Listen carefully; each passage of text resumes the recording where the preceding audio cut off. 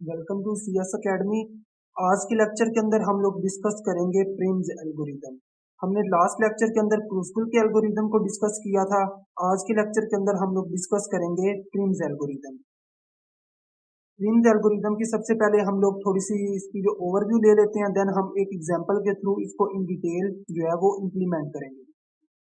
To find minimum cost spanning tree, जैसे कि हमने लास्ट लेक्चर के अंदर भी डिस्कस किया था कि मिनिमम स्पैनिंग ट्री को फाइंड करने के लिए हमारे पास दो एल्गोरिदम होते हैं, एक क्रूस्कुल का एल्गोरिदम होता है एंड दूसरा हमारे पास क्या होता है, प्रिम्स का एल्गोरिदम होता है।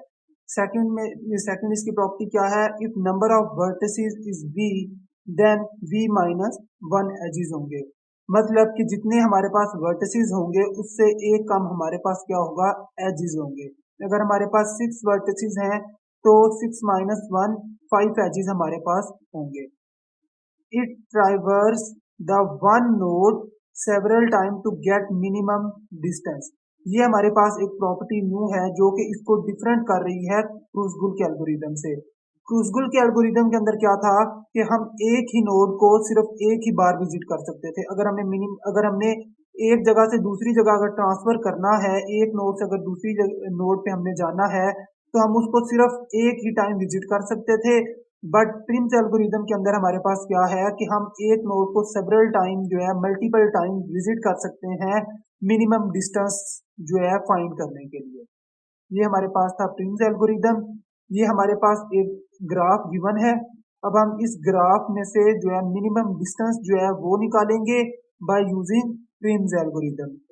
और एक और जो इनका मेन डिफरेंस है वो ये है कि जब हमने क्रूस्कुल एल्गोरिदम को अप्लाई किया था तो हमने बात की थी कि जो इसका इंटरमीडिएट रिजल्ट होता है वो डिसकनेक्टेड होता है। हम लोग किसी भी ऑर्डर को फॉलो नहीं कर रहे होते, हम लोग सिर्फ चेक करते थे क्रूस्कुल एल्गोरिदम के अंदर कि जो हमें मिनिमम पाथ, जो मिनिमम डिस्टेंस जिस नोड का है हम उसको सेलेक्ट कर रहे होते थे। बट प्रिम्स एल्गोरिदम के अंदर हमारे पास क्या होता है, हम लोग कनेक्टेड फॉर्म के अंदर क्या करते हैं, वर्किंग करते हैं। इसीलिए हम क्या कहते हैं कि इसका जो इंटरमीडिएट रिजल्ट होता है वो हमारे पास क्या होता है, कनेक्ट होता है। अब हम इसकी वर्किंग को इम्प्लीमेंट करते हैं, आप लोगों के जो डाउट्स हैं वो क्लियर हो जाएंगे। ये हमारे पास ग्राफ गिवन है। अब हम इस ग्राफ की हेल्प से क्या करेंगे, शॉर्टेस्ट जो डिस्टेंस है वो निकालेंगे, शॉर्टेस्ट पाथ क्या करेंगे, फाइंड करेंगे। अगर हम देखें तो ए से बी हमारे पास डिस्टेंस क्या बन रहा है, 1। ये हमारे पास नोड्स हैं, ये इनके हमारे पास जो है वो डिस्टेंस जो है वो गिवन है। अब हम इनमें से अगर देखें तो सबसे स्मॉलेस्ट हमारा जो डिस्टेंस है वो ए से बी का है, जिसकी हमारे पास वेटेज क्या है, 1। तो हमने क्या किया, सबसे पहले इसको सेलेक्ट कर लिया, ए से बी को हमने सेलेक्ट कर लिया और इसका हमारे पास डिस्टेंस क्या था, 1। नेक्स्ट अगर हम लोग चेक करें तो हमारे पास अ, हम अब क्या यूज कर रहे हैं, प्रिम्स एल्गोरिदम। इस अगर अगर हम लोग इधर क्रूस्कुल यूज कर रहे होते तो फिर हमने क्या करना था, हम लोग डिसकनेक्टेड फॉर्म के अंदर हम लोग फिर क्या करते, इधर से हम लोग 2 को सिलेक्ट कर लेते, देन हम 3 को सिलेक्ट कर लेते। यही क्रूस्कुल एल्गोरिदम था ना, कि जो शॉर्टेस्ट पाथ हमें जो जिसका हमें शॉर्टेस्ट वेटेज मिल रहा था हम उसको सिलेक्ट कर रहे थे। बट अब हम क्या कर रहे हैं, प्रिम्स एल्गोरिदम हमारा किस टेक्निक पे वर्क करता है, कनेक्टेड। इसकी जो नोड्स होती हैं वो हमारे पास कनेक्टेड होती हैं। तो अगर मैंने ए से बी को कनेक्ट किया है तो नेक्स्ट मैं क्या करूंगा, अब चेक करूंगा कि नोड को हमने कनेक्ट करना है, डिसकनेक्ट नहीं छोड़ना। अब या तो मैं ए से नेक्स्ट फॉरवर्ड मूव कर सकता हूँ या मैं बी से नेक्स्ट फॉरवर्ड मूव कर सकता हूँ। अगर मैं ए से अगर डी ट्रेवल करूं तो इसका मेरे पास डिस्टेंस क्या है, 5। अगर मैं बी से सी ट्रेवल करूं तो इसका मेरे पास डिस्टेंस क्या आ रहा है, सी 6। तो शॉर्टेस्ट पाथ हमारा क्या है, 5 ए से डी। तो मैंने क्या किया, ए से डी को कनेक्ट कर दिया और इसका मेरे पास वेटेज क्या आ गया, 5। अब अगर मैं नेक्स्ट देखूं तो अब मैंने क्या किया, ए से डी पे पहुंच गया। अब हम कहाँ है, अब हम ए से हम लोग अब ट्रेवल करके डी पे आ चुके हैं, हमारी करंट पोजीशन क्या है, डी। तो अब हम देखते हैं हम डी से कहाँ कहाँ ट्रेवल कर सकते हैं। डी से मैं एफ पे जा सकता हूँ, डी से मैं जी पे जा सकता हूँ। अब इन दोनों में अगर मैं डी से जी पे जाता हूँ तो इसका मेरे पास वेटेज क्या है, 10। अगर मैं डी से एफ पे आता हूँ तो इसका मेरे पास डिस्टेंस क्या है, 2।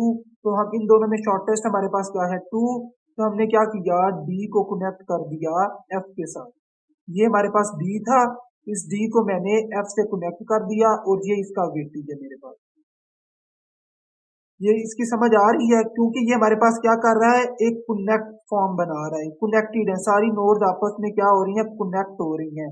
इसका इंटरमीडिएट रिजल्ट भी हमारे पास क्या आता है, कनेक्टेड फॉर्म में आता है। नेक्स्ट अगर मैं एफ से देखूं, एफ से मैं किस किस नोड पे फर्दर मूव कर सकता हूँ। एफ से मैं एच पे जा सकता हूँ, एफ से मैं सी पे जा सकता हूँ। एफ से एच पे जाने की कॉस्ट मेरे पास क्या है, 8। अगर मैं एफ से सी पे जाऊंगा तो इसकी मेरे पास कॉस्ट क्या है, 3। हमने मिनिमम कॉस्ट निकालनी है तो हम किसको सेलेक्ट करेंगे, 3 वाली नोड को। तो मैंने क्या किया, एफ से सी वाली नोड को कनेक्ट कर दिया और इसका मेरे पास वेटेज क्या आ गया, 3। नेक्स्ट अगर हम देखें सी से मैं किधर किधर मूव कर सकता हूँ। सी से मैं ए पे मूव कर सकता हूँ, सी से मैं बी पे मूव कर सकता हूँ एंड सी से मैं फर्दर ई पे मूव कर सकता हूँ। ये मेरे पास 3 पॉसिबिलिटीज हैं।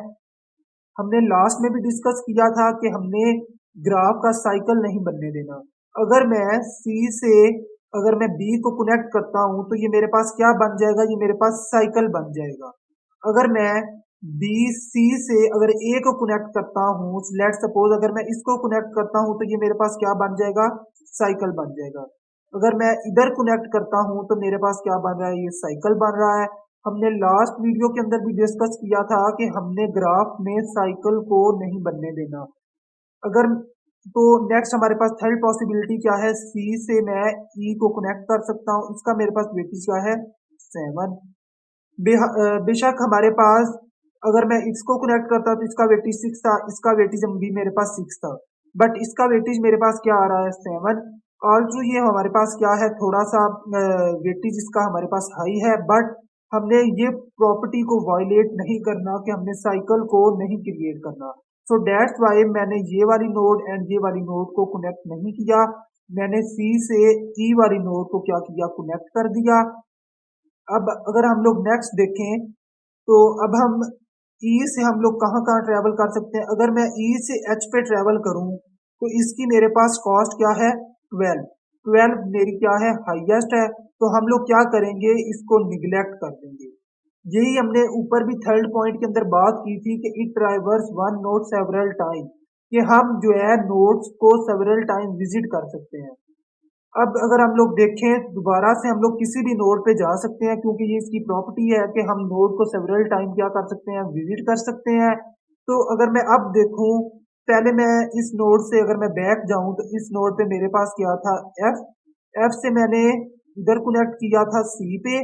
एफ से अगर मैं और फर्दर अगर मैं देखूं तो मेरे पास शॉर्टेस्ट जो डिस्टेंस है वो 7 आ रहा है, 8 आ रहा है, 3 आ रहा है। तो अब हम क्या करते हैं, मैंने क्या किया, ये मेरे पास एफ था, एफ से मेरे पास इधर भी पॉसिबिलिटी थी एंड इधर भी थी। ये हमने क्या किया है, बैक ट्रैकिंग की है, हम उस नोड को दोबारा विजिट कर रहे हैं।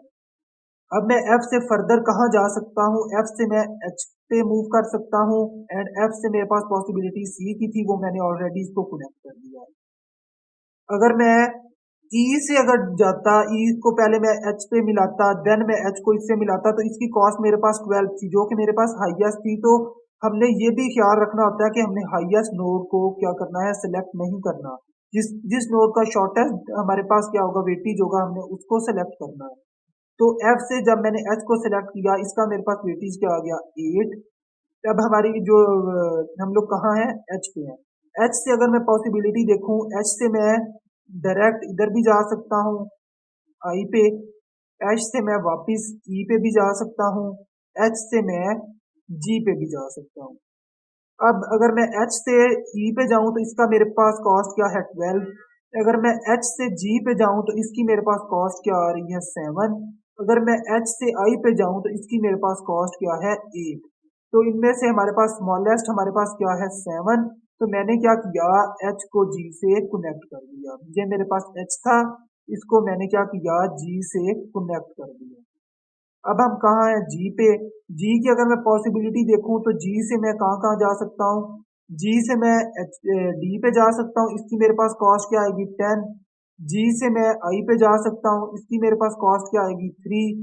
जी से मैं वापस भी मूव कर सकता हूँ, इसकी मेरे पास कॉस्ट क्या आएगी, 7। इन तीनों में से हमारे पास स्मॉलेस्ट क्या है 3। तो मैंने क्या किया, जी को आई से कनेक्ट कर दिया, ये जी को आई से कनेक्ट कर दिया, इसकी मेरे पास कॉस्ट क्या आ गई 3। ये हमारे पास था मिनिमम स्पैनिंग ट्री। हमने सारी नोड्स को क्या किया है, विजिट किया है। When we use Prim's algorithm and make spanning tree, the intermediate result is always connected to each other. हमने क्या किया है, ए से आई तक को हमने सारी नोड्स को क्या किया है, विजिट किया है। यही हमारे पास था प्रिम्स एल्गोरिदम एंड क्रूसिबल के अंदर फर्क कि क्रूसिबल का हमारे पास क्या होता है, इंटरमीडिएट रिजल्ट डिसकनेक्टेड होता है। प्रिम्स का हमारे पास क्या होता है, कनेक्टेड फॉर्म के अंदर ये वर्क कर रहा होता है।